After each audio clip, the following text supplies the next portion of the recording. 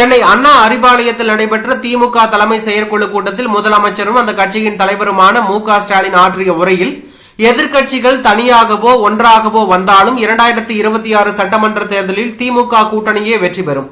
சாதாரண வெற்றி அல்ல, சரித்திர வெற்றி. 200 தொகுதிகளில் வெற்றி பெற வேண்டும் என்றால் கடுமையாக உழைப்பே வழிவகுக்கும். ஒவ்வொருவரும் என் தொகுதிகள் தான் முதலிடம், அதிக முன்னிலை எனக்கு என உறுதியாக செயல்பட வேண்டும் என்றார். எதிர்க்கட்சிகளின் இரட்டை நிலை பாஜக எப்போதாவது தமிழகத்தின் நலனுக்காக செயல்பட்டதா? அமித்ஷா அம்பேத்கரை அவமதிக்கும் போது அதிமுக ஒரு முறையாவது கண்டனம் தெரிவித்ததா?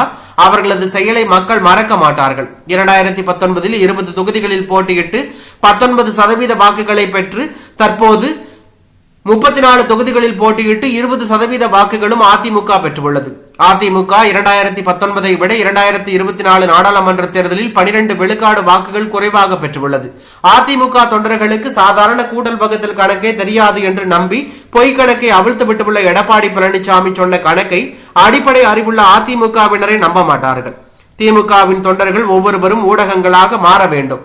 திராவிட இயக்கம் 75 ஆண்டுகளில் தமிழ்நாட்டில் கொண்டு வந்த மாற்றங்களை இளைஞர்களிடமும் மக்களிடமும் எடுத்துச் செல்லுங்கள். வெல்வோம் 2026, படைப்போம் வரலாறு என்று அவர் தெரிவித்துள்ளது பரபரப்பை ஏற்படுத்தி உள்ளது.